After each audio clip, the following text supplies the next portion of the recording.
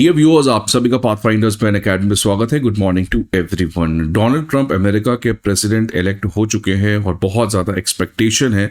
इसीलिए जिस तरीके से वहाँ पे लोगों ने सपोर्ट किया है डोनाल्ड ट्रंप को, वो चाहे उनकी पार्टी रिपब्लिकन पार्टी का, आप देख सकते हैं प्रेसिडेंशियल इलेक्शन में तो अच्छा परफॉर्मेंस रहा ही, लेकिन अब हाउस ऑफ रिप्रेजेंटेटिव और सेनेट, पूरे यूएस कांग्रेस पे रिपब्लिकन पार्टी का कब्जा है। और इस तरीके का support people have given to Donald Trump and Republican party because वो चेंज चाहते थे। बिकॉज अमेरिका की इकोनॉमी, अमेरिका की सोसाइटी और अमेरिका की पॉलिटिक्स, इन तीनों में रीसेंट टाइम्स में प्रॉब्लम देखने को मिले हैं, जिसकी वजह से people are fed up and people wanted a change. लोग बदलाव के लिए वोट किए हैं। अब डोनाल्ड ट्रंप उस चीज को कितना ज्यादा फुलफिल कर सकते हैं वो तो समय बताएगा, लेकिन डोनाल्ड ट्रंप से क्यों हमें ज्यादा एक्सपेक्ट नहीं करना चाहिए, क्यों डोनाल्ड ट्रंप जो है वो अब अमेरिका की डूबती हुई नाव को नहीं बचा सकते हैं। Because America's time is over. Although आपको पता है कि the time for Bharat is on the way, we are going to be the next global power, no one can stop that.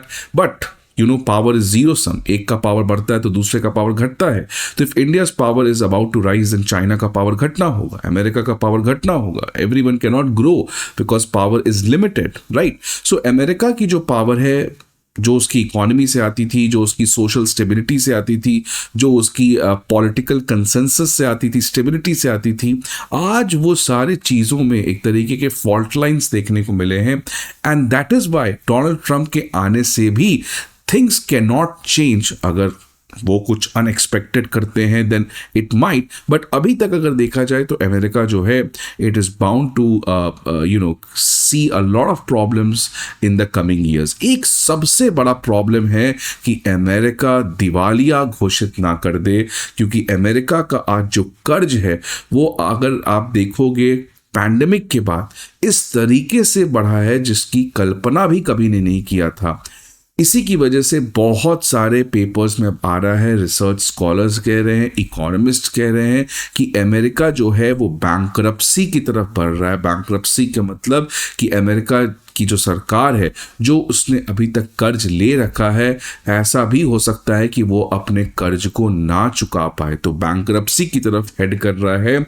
डेब्ट टू जीडीपी रेशियो आप यहां देख सकते हैं 200% आ चुका है, और हर एक सिटीजन का जो कर्ज है वो $1 लाख है। सो ये आंकड़े जो हैं, it is something which is haunting America, which is haunting Donald Trump and which also is haunting the world. Because अगर अमेरिका बैंकरप्सी की तरफ बढ़ता है तो ये केवल अमेरिका के लिए प्रॉब्लम नहीं है, rather it is going to be a global problem. तो आज इस सेशन में हम लोग बात करेंगे अमेरिका का इस इकोनॉमिक क्राइसिस, ये जो बैंकरप्सी का स्टेटस अमेरिका जो बढ़ रहा है उसकी तरफ, वो क्यों है, क्या ऐसा हो गया है अमेरिका में, और क्यों डोनाल्ड ट्रंप भी इसको बचा नहीं पाएंगे because of certain factors which are happening there. इसके अलावा सोशल प्रॉब्लम भी अमेरिका में चल रहे हैं और पॉलिटिकल प्रॉब्लम भी चल रहे हैं, जिसकी वजह से America is about to decline in the coming years. तो आज ही इन सेशन के बारे में, इस सेशन में हम लोग इन सारे चीज़ों के बारे में डिस्कस करने वाले हैं। बट आगे बढ़ने के पहले एक इंपॉर्टेंट इन्फॉर्मेशन आप सभी के लिए कि हमारे बैचेस करोल बाग, मुखर्जी नगर, प्रयागराज और पटना, इन चारों ऑफलाइन सेंटर्स में स्टार्ट होने जा रहे हैं at a very special price of 79,999। Academy IAS comprehensive GS course के अलावा CSAT ऐसे writing course, comprehensive current affairs, full and test series और ऑप्शनल जैसे कोर्सेज को भी प्रोवाइड करती है। इन सारे इन्फॉर्मेशन के लिए आपको हमारे ऑफलाइन ब्रांचेस पे विजिट करना होगा, या नहीं तो आप हमारे ऐप को भी डाउनलोड कर सकते हैं। अब करंट स्टेटस, अभी करंट स्टेटस क्या है कर्ज का अगर आप देखेंगे तो इस समय अगर आप बात करें तो फेडरल गवर्नमेंट, जो अमेरिका की केंद्र सरकार है, उसका जो अभी डेब्ट है वो अपने रिकॉर्ड लेवल पे पहुंच चुका है। It is as high as $36 trillion. और इस साल अगर बात करें, इस फाइनेंशियल ईयर की 2023 से 24 में, तो इनफैक्ट $2 ट्रिलियन अकेले बढ़ा है।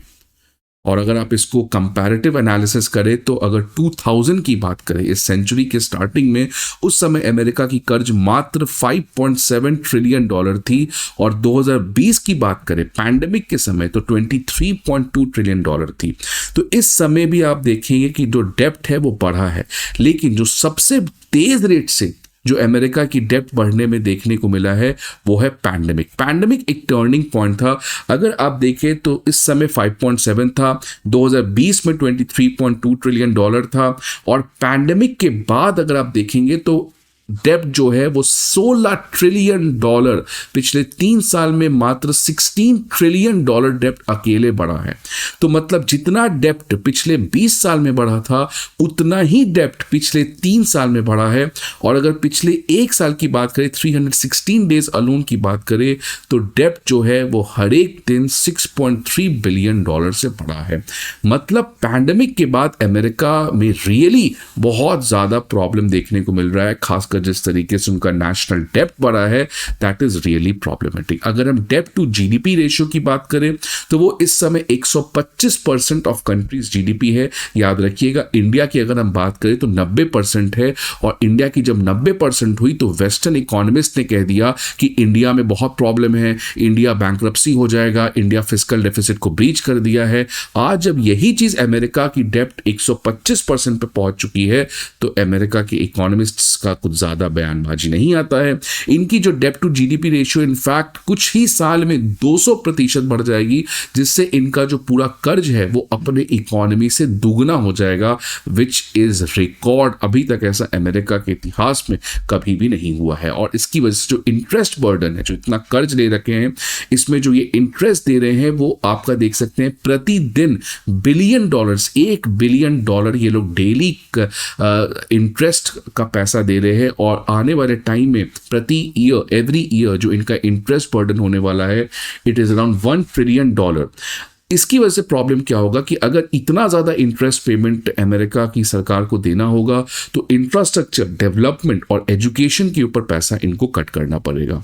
और डोनाल्ड ट्रंप जो make America great again, America की इकोनॉमी को वापस से रिवाइव करने की बात करते हैं, इंफ्रास्ट्रक्चर को बिल्ड करने की बात करते हैं, तो प्रॉब्लम क्या है कि कैसे डोनाल्ड ट्रंप इन दोनों चीज़ को बैलेंस करेंगे। एक तरफ इतना बड़ा इंटरेस्ट पेमेंट और दूसरे तरफ जिस तरीके का वो इकोनॉमिक होप दिए हैं लोगों को। So this is going to be the very very problematic for Donald Trump. अब इसी के लिए डोनाल्ड ट्रंप ने DOGE डिपार्टमेंट का गठन किया है, डिपार्टमेंट ऑफ गवर्नमेंट एक्सपेंडिचर, की कैसे सरकार के पैसे को खर्च को कम किया जाए, कैसे सरकार के पैसे की एफिशिएंसी को बेटर किया जाए। इसके लिए DOGE का गठन हुआ है और इसमें इलॉन मस्क और विवेक रामास्वामी को लाया गया है। बट प्रॉब्लम है कि इलॉन मस्क और विवेक रामास्वामी ये दोनों प्राइवेट प्लेयर्स हैं, सरकार अलग तरीके से काम करती है, सरकार में US कांग्रेस का बहुत बड़ा रोल होता है। तो कैसे ये चीज़ें बैलेंस होंगी, क्या इलॉन मस्क खुद सरकार को अपने फायदे के लिए यूज़ नहीं करेंगे, ये सब अभी बस देखने में लग रहा है कि इलॉन मस्क जो है वो कुछ मसीहा हैं। But at the end Elon Musk is a capitalist, he is a private person, and how long will he help government in a genuine manner, that is yet to be seen. So ये experiment पहली बार हो रहा है, इसके results क्या आते हैं, क्या रियली DOGE सॉल्व करेंगे। जब बड़े बड़े इकोनॉमिस्ट जो जिंदगी भर गवर्नमेंट के ऑपरेशनल एफिशिएंसी के बारे में पढ़े हैं, गवर्नमेंट के स्पेंडिंग के बारे में पढ़े हैं, जब वो नहीं कर पा रहे तो क्या ये प्राइवेट सेक्टर के लोग कर पाएंगे? Now that is a question with Samuel Wilson. अब आने वाले समय में क्यों डोनाल्ड ट्रंप ये चीज को कम भी नहीं कर सकते, बिकॉज इंटरेस्ट रेट जो है वो बढ़ा है। अब आपका कर्ज बढ़ा है, कर्ज का जो इंटरेस्ट रेट है वो भी बढ़ा है। और इनफैक्ट आपको पता है इसी साल फेडरल रिजर्व जो अमेरिका की सेंट्रल बैंक है उसने इंटरेस्ट रेट को बढ़ाया था। तो जब आपका इंटरेस्ट रेट बढ़ रहा है तो आपका जो इंटरेस्ट बर्डन होगा अपने पुराने कर्ज पे वो भी बढ़ेगा। इसके अलावा आप इन्फ्लेशन की बात करें, जो इन्फ्लेशन बढ़ा हुआ था और यही इन्फ्लेशन एक सिग्निफिकेंट रोल प्ले किया है बाइडेन को पावर से हटाने में। अगर आप अभी देखेंगे लास्ट महीने का डेटा तो इन्फ्लेशन जो घट रहा था अमेरिका में वो वापस से स्लाइटली बढ़ना स्टार्ट हो गया है। तो आप समझिए इन्फ्लेशन बढ़ रहा है, उस तरफ आपका इंटरेस्ट बढ़ रहा है, इंटरेस्ट बर्डन बढ़ रहा है, डेब्ट बढ़ रहा है। तो कैसे इन चीजों को ट्रंप ठीक कर पाएंगे, that is going to be a real challenge. और इस चीज की वार्निंग इलॉन मस्क ने भी दी थी, बैंकरप्सी की तरफ अमेरिका बढ़ रहा है। इनफैक्ट CNN ने तो लास्ट ईयर ही कहा था कि US जो है वो अब उसका पैसा खत्म होते हुए नजर आ रहा है। और इन्हीं सभी चीजों का, जैसा मैंने पहले भी कहा, कि इसका इंपैक्ट केवल अमेरिका पे नहीं होगा, it is going to have impact on the world economy. World has to be ready अगर अमेरिका डिफॉल्ट करता है, बिकॉज बहुत सारे इंडियंस का भी इन्वेस्टमेंट अमेरिका के बॉन्ड पेपर में है, और अगर अमेरिका की सरकार उसको चुका नहीं पाती है तो इंडिया के भी इन्वेस्टर्स को इम्पैक्ट होगा। सो इसकी इम्पैक्ट दुनिया भर में देखने को मिलेगी। अगर इसके अलावा बात करें फॉरेन पॉलिसी में, डोनाल्ड ट्रंप से एक्सपेक्टेशन है कि वो रशिया यूक्रेन की वॉर रोक दे, लेकिन जिस तरीके से बाइडेन ने रिसेंट टाइम्स में लॉन्ग रेंज यूएस मिसाइल्स की इजाजत यूक्रेनियन प्रेसिडेंट को दे दी है, इसकी वजह से रशिया यूक्रेन वॉर जो है वो आने वाले टाइम में और ज्यादा कॉम्प्लिकेट होगा, और जिसको डोनाल्ड ट्रंप भी नहीं रोक पाएंगे। दूसरी तरफ बाइडेन जो है और अमेरिका की फॉरेन पॉलिसी रिसेंट टाइम में जैसे इजराइल को एक तरफा सपोर्ट की है, जिसकी वजह से 45,000 लोग मारे भी गए हैं, इसको अब लोग क्रिटिसाइज कर रहे हैं। अब इजराइल और अमेरिका इस पर्टिकुलर मुद्दे के ऊपर आइसोलेटेड है, बिकॉज एक तरफ रशिया यूक्रेन वॉर पे आपका स्टैंड अलग है, दूसरी तरफ आपका इजराइल और हमास वॉर पे स्टैंड बिल्कुल अलग है। एक और बहुत बड़ी अमेरिका की प्रॉब्लम है, जो ग्लोबल साउथ का सपोर्ट अमेरिका खो रहा है, ये और दिखा COP29 में अगर बात करेंगे तो इंडिया और जितने भी ग्लोबल साउथ कंट्रीज हैं उन्होंने अमेरिका और यूरोपियन यूनियन को क्रिटिसाइज किया कि आप क्लाइमेट चेंज के लिए कुछ भी नहीं कर रहे हैं, और डोनाल्ड ट्रंप ने कह चुका है कि वो पेरिस एग्रीमेंट से बाहर आ जाएंगे। तो ग्लोबल साउथ कंट्रीज के लिए और जो एक तरीके का उनका सपोर्ट है अमेरिका के लिए, और जो अमेरिका उनकी लेजिटिमेसी को ज्वाइन करता है, वो भी डिक्लाइन होगा। तो आप देख सकते हैं social problem, political problem, economic problem, और इसके अलावा जो आपका फॉरेन पॉलिसी प्रॉब्लम है, ये सब प्रॉब्लम से अमेरिका गुजर रहा है। इनफैक्ट अमेरिका की अगर सोशल प्रॉब्लम की बात करें तो जिस तरीके से सोसाइटी में पोलराइजेशन है, डेमोक्रेसी की डिक्लाइन है और पॉलिटिकल वायलेंस है, ये भी बहुत बड़ा है, जिसकी वजह से अमेरिका हर एक तरीके की क्राइसिस कर पा रहा है। अब डोनाल्ड ट्रंप से बहुत ज्यादा एक्सपेक्टेशन है, not only to America but to the world, कि वो रशिया यूक्रेन वॉर को रोकेंगे, वो इजराइल और इसके बीच में किसी तरीके का समझौता करवा के उसको शांत करेंगे। अब डोनाल्ड ट्रंप क्या ये कर सकते हैं या नहीं कर सकते हैं, ये समय बताएगा। आपके क्या व्यूज हैं, आपके क्या एक्सपेक्टेशन है डोनाल्ड ट्रंप से, आप जरूर कमेंट बॉक्स में बताएं। आई होप आपको ये वीडियो अच्छा लगे। See you again in the next video, till then good bye.